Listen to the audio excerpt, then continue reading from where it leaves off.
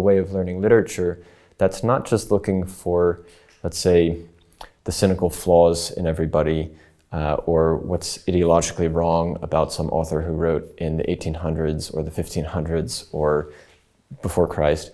It's learning to analyze them in terms of virtues and vices and developing that vocabulary for being able to then understand our own lives and the choices that we ourselves have to face.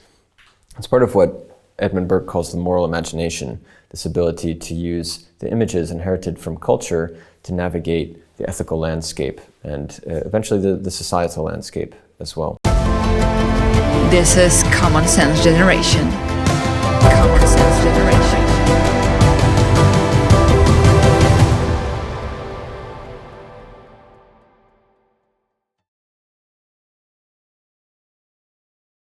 Hi guys, you're watching Common Sense Generation.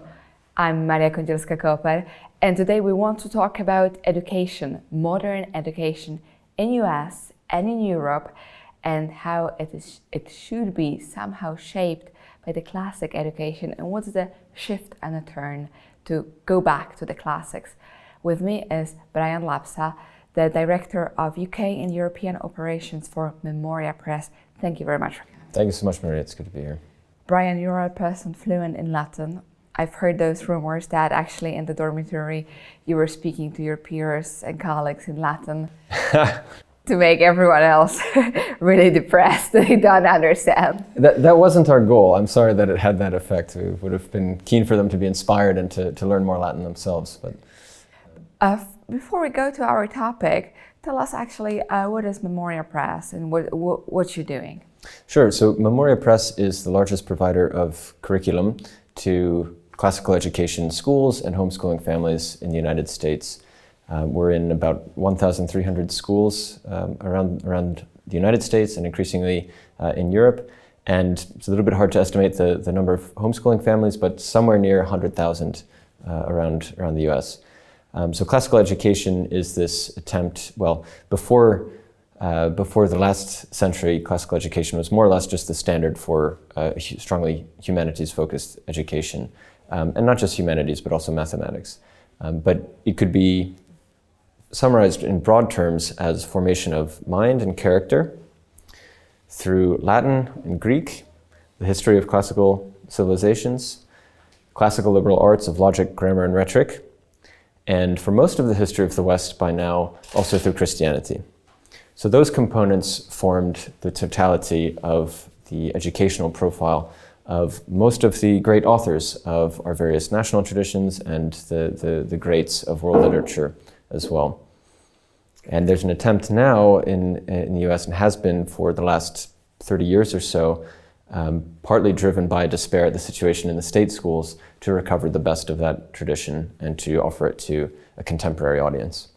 Definitely, it requires a lot of discipline because it's a difficult task to learn all the cases in Latin, and even to learn the different alphabet in Greek. So to use those words, this needs and requires all of those hours sitting and just writing, repeating it. And this is, of course, something which the Western world seems to want to shift away from. The elements of discipline. I think that this is something which differs right now US from China, because China still depends on the education which is based on knowing characters, and to know characters you have to keep writing them, and they are probably even more difficult than the Greek alphabet. Oh, I'm sure. Or learning Latin cases. But it definitely, when you have this beginning, or you respect also your teachers, you respect the education because you see how much effort they needed to put in order to be fluent in all of those things. Then I guess you approach school altogether in a different form. But as you said, 100,000 families in US decide for homeschooling. Well, it's more than that. Those are those who use our curriculum.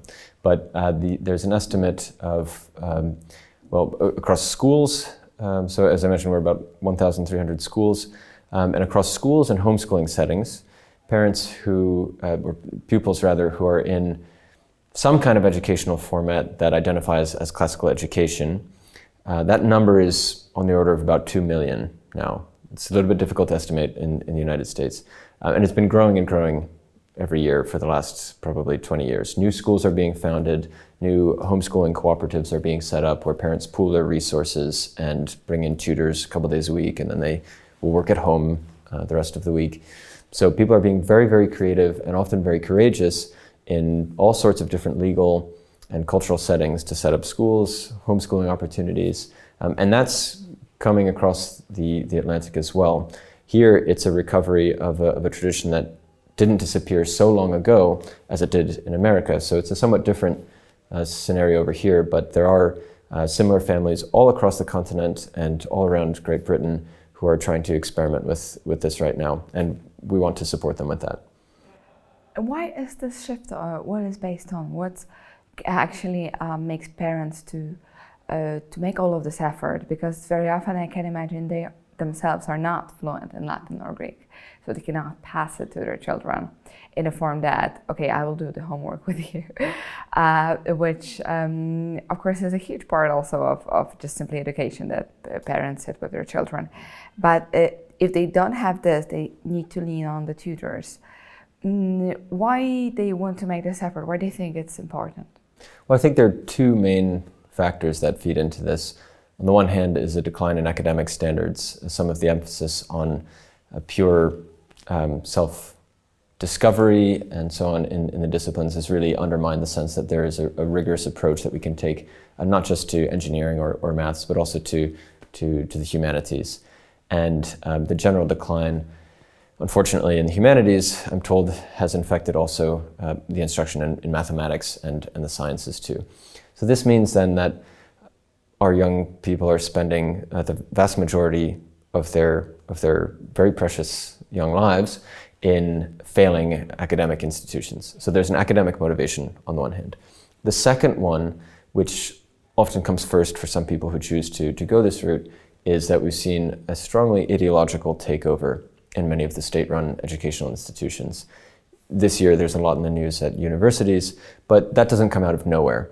What we see in the adult civil sphere is the manifestation of really, really bad formation from youth. And then we have all of those products in the university, students who somehow are disappointed with what they are getting at the universities. What, at least in US, are paying a lot of money to study there.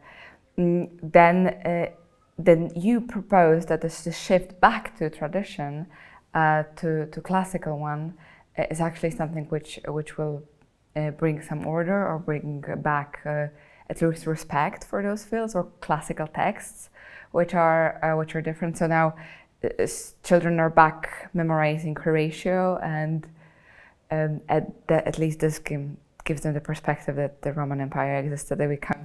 They're aware that there was a Roman Empire at some point. Yes. Well, there are a few things I suppose can be said about that, but there's a big crisis in teaching at universities now because everyone is so specialized and so driven to produce research to stay alive, and it makes sense because they want to get tenure. To do that, it's more important that they've published something than that they teach, and so attention to some of the foundational things that students really need to know is wanting. And simultaneously, that shouldn't really fall to university professors to teach. For instance, I hear from friends who teach in Britain, in France, in Norway, in Latvia, in Poland, in the United States, that even in their native languages, incoming students cannot write complete sentences. They cannot write anymore, even in their native languages. Oh, well, absolutely, especially with the usage of GDP. It seems like the 50% of the essays are with their usage. Which is going to be another problem in itself. A huge disaster, absolutely, if you take away phones of people and make them to sit down and write from their own hat the essay, which was part of my education, absolutely, and was a standard one. And this right now would be difficult. for a lot of them, even at the universities. And the way I think of AI, I mean, it's perfectly conceivable that maybe someday AI will write better poetry and essays and so on than human beings. But the problem is, as long as we still exist, we have to do something all day as well. And we can't just say, oh, well, AI can do that, AI can do that. It's very possible it can do a lot of things better than we can. But then what do we do with ourselves? And if we don't have the sort of formation, and if we don't strive to give our students, our pupils, our children, the sort of formation that will allow them to lead rich lives on their own without constantly having to go to a robot, then we need to really rethink the way we're doing things in schools. I remember Sir Roger Scruton in his very thin book, Why the Culture Matters. He wrote, he emphasized something very important. At this point, when I read it as a young student, I was really shocked by it. And he emphasized the fact that teachers are not supposed to have only in mind the good of the students, but the good of the knowledge, that they are the servants of the knowledge. And if they don't pass this knowledge to the young minds, to new generation, it can be lost out there in the world. We don't even sometimes realize that a lot of the knowledge has not stayed to our time. Of course, the beautiful example of the second volume of Poetic of Aristotle, but we don't know that Plato and Aristotle we have them until today, mostly because of the Arabic translations, Avicenna, Averroes, and if they didn't make this effort to do it and pass it to our times, then we wouldn't have the classical texts. So just this fact that the knowledge is not out there forever, but it requires all the time new generations, new students to have it, to know it, to learn it, to pass it on. That's right, and the Arab translators did play an important role. They're preserved in Greek, but the fact that they were kind of discovered stepwise and often by the intervention of at least Arabic fluent translators is because Greek disappeared from learning in the West, and I suppose. But we couldn't read the Egypt hieroglyphs until. Right. For a long time. That's right. So because this knowledge was lost. That's right, and I like the line in Scruton's book, and the same line really struck me. And gosh, it must be 10 years ago now that I read it, but it's always stuck with me as well. Partly because as I was coming to terms with my, I would say, sadly to a large extent, non-education in the state schools in America. I had discovered a humanistic tradition which emphasized the cultivation of the individual pupil and student as the goal. And then so to read in Scruton, who to some extent stands in this tradition as well, saying, well, really it's also about the preservation of a culture, and even primarily about getting a culture across. That was very striking, and I wasn't sure if I agreed with it at first, but I do now, and I think, and this goes back to what I was referring to earlier as the purpose of a school. You're forming the mind, you're forming the character of the pupils in that school, but you're also transmitting a certain kind of culture, and that's a culture. This is Common Sense Generation. If you like this channel, please subscribe, share, and comment. Your voice really matters. He also adds in this that the culture is not the source of a data knowledge, but it is the source of the moral knowledge. And that we learn this moral knowledge through narrative. And just the fact that we all read Odyssey, let's say, maybe not, but even though we don't know each other, you are from US, the other part of the continent, let's say I'm somewhere in Europe, but we were both there with Odyssey at his journey. We both went through his struggle. We both went through his missing home. So at some point, at some platform, we share the same emotions. We share the same passions because we were there with him. And this is a bridge of connections between people from completely different parts of the world. And I think in those great narratives, which of course are the epopee in a classical way, but that later, of course, Shakespeare But in the modern times, let's say The Lord of the Rings or The Chronicles of Narnia, that we don't know each other, but a lot of us with the hobbits went to the mountain. And that's why we see their virtues, the friendship, their struggles, and that connects all of us.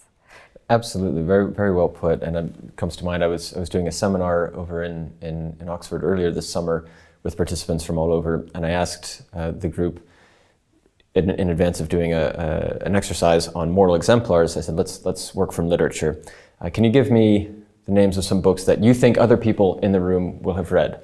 The first one is Iliad and the Odyssey, but the second most popular one, Lord of the Rings. So there are these works which are prisms, in a sense, that allow us to understand ourselves and our neighbors better through understanding the characters in the stories. And that's a big part of the contemporary classical educational revival as well. It's not just about memorization, although that's key. That's in the very name of Memoria Press. But it's also a way of learning literature that's not just looking for, let's say, the cynical flaws in everybody, or what's ideologically wrong about some author who wrote in the 1800s or the 1500s or before Christ. It's learning to analyze them in terms of virtues and vices and developing that vocabulary for being able to then understand our own lives and the choices that we ourselves have to face.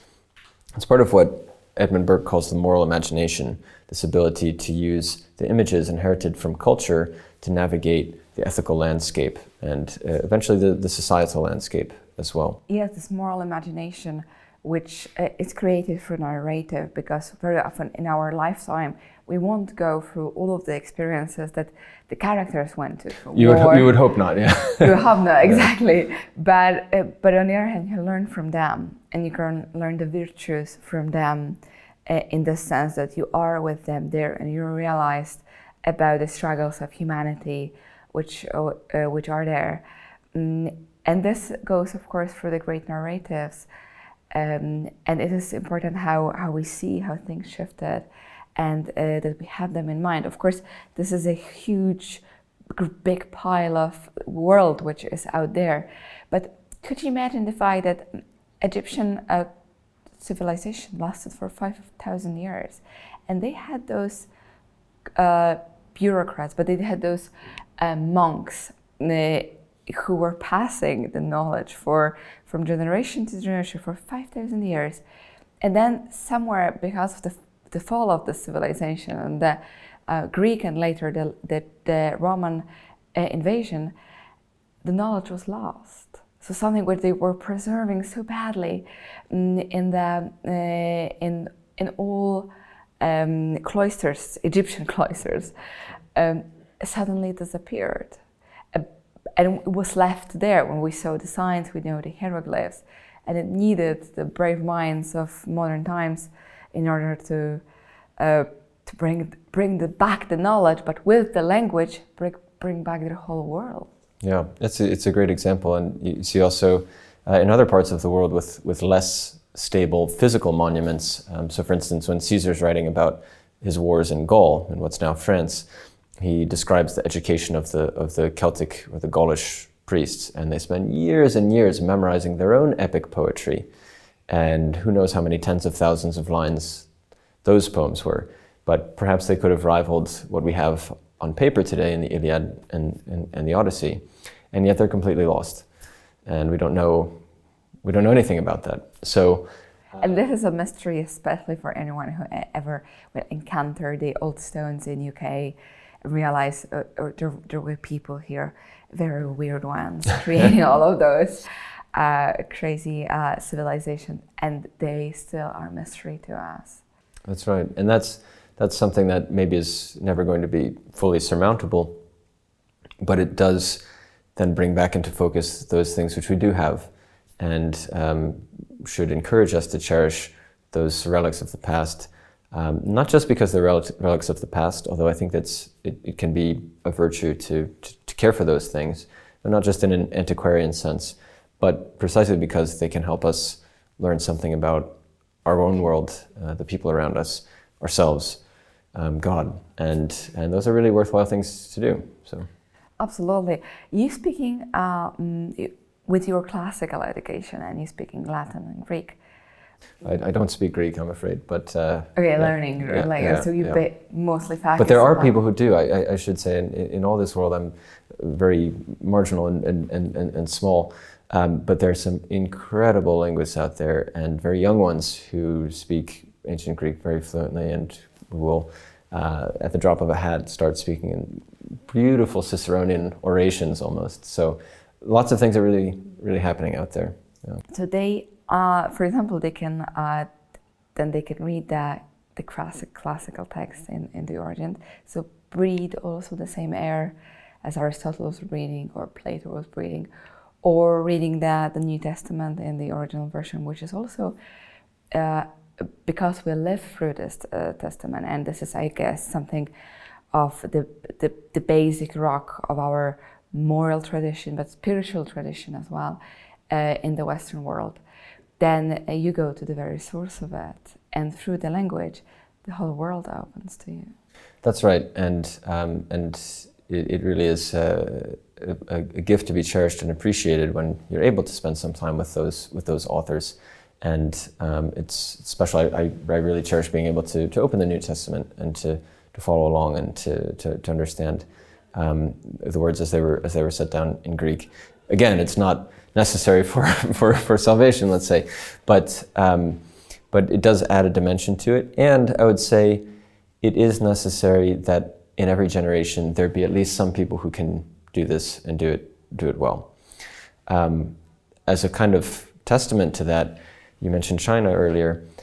I gather that in the University of Beijing, there's quite a lot of an interest in not only the Chinese classics again, which was a bit taboo for a time in China, but also the Greek and Roman classics, to try to understand what is this Western world that we're in contact and, I suppose, in some sense, competition with. And you have there's an interesting Austrian fellow there who teaches Latin and Greek, but also reading groups of these works in translation, which is a sort of first step. But they are increasing the attention to Latin and Greek as languages over there. And that news I discovered the same year that Princeton University in the United States, even for its classics degree in ostensibly classical philology and classical history, removed the requirement to know any Latin or any Greek to graduate, which means you can get a degree in classics from an elite American university now, not knowing any Latin or Greek. When you see that and see the madness at American universities at the moment and compare it to what perhaps our greatest rival is to the Western world over in China, devoting lots of attention to these very origins, you have to think that maybe something's gone amiss. Yeah, and then there's, of course, this Thucydides trap, which Graham Allison picked up recently, and I think it shaped, of course, definitely the Trump administration of approaching China, but it becomes more vivid that something is amiss, and at least in the education, but I think also in the approach of a teacher, because a teacher in Chinese civilization is definitely still someone who requires respect. You call teacher Lao Shi, and everything with the beginning of Lao means old, but it's a sign of respect. Right. That and then the teacher is someone, even if they don't make that much money, but it's someone who definitely requires the student respect for just the fact that he has or she has this knowledge, and the effort that it's required to pass it to the students. Mm-hmm. That's related very directly to another point of pedagogy, in which classical education, both in its pre-20th century form and in its current revival, would differ strongly from contemporary education. There's a very important sense in which the teacher is the authority in the room. The teacher's not there to be your buddy. The teacher's not there to be a clown or to entertain you. The teacher's there to teach, shockingly enough. And that means that the teacher has to know something, and the teacher has to be confident exercising that authority to impart.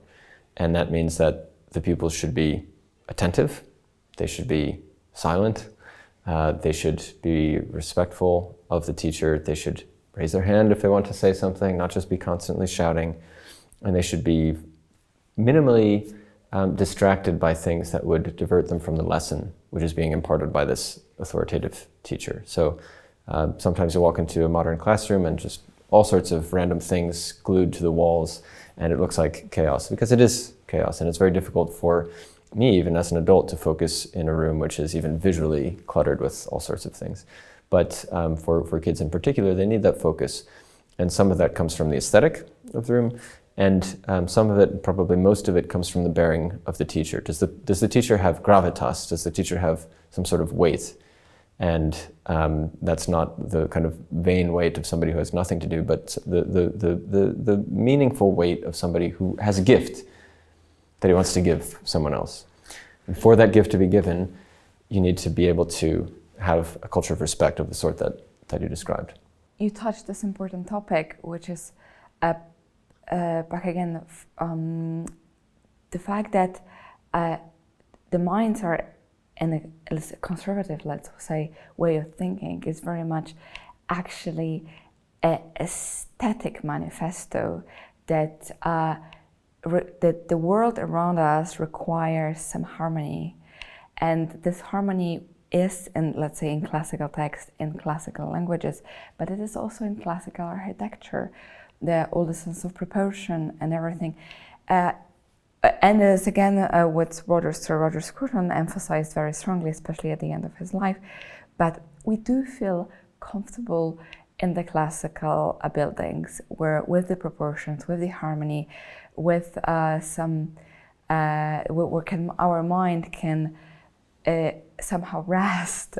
And those buildings are also not getting old in this way that you look at the classical buildings and they are sort of immortal even until today. But when you look at the, let's say, modern buildings from the 90s, you look at, they're very old, they're old-fashioned. That's right. But classics are never old-fashioned. I mean, you see they're classical, but they are not old-fashioned. There is this power, I think, immortal power of harmony, which is passed, and it is passed through education, through language, through literature, and through architecture, and somehow preserved in European cities, but also in American cities. But Brian, just to wrap up this episode, if you could quote just a few sentences from the most beloved Roman author for us, if it's possible for you. Pick up any, which is, I mean, your friend, or could be which you especially loved during your education. Well, I suppose the book that I loved most, that I read in my education, was Augustine's Confessions, and just the cadence of the first few words, Magnus est Domine et laudabilis valde, with this very striking flash in the history of Western literature, where suddenly you have a very strange text, which is unlike anything that's written before it, which is both intimately individual and totally universal. It's part reflection, it's part autobiography, it's part prayer addressed to God. It's almost as if some have described it as accidentally walking into a room where a man is praying aloud. And we see a window into an ancient soul, but one that speaks immediately to you. And that's the most striking example that I suppose has stayed with me. And it's tantalizing because, as I say, it's unique, but it also gives you a window into thinking, well, everyone's got a little bit of this from our earliest ancestors up to the present day. So I suppose I'd go with Augustine there. Brian, thank you very much for this. And you, the viewers of Common Sense Generation, you liked it. And even those few words in Latin already took us there to the ancient times when we sit with St. Augustine and pray with him. That's the power of classical languages and classical literature, and I do hope that you will share it with us. Thank you for watching our show, and I thank Polish National Foundation for making this video podcast possible. This is Common Sense Generation. Common Sense Generation.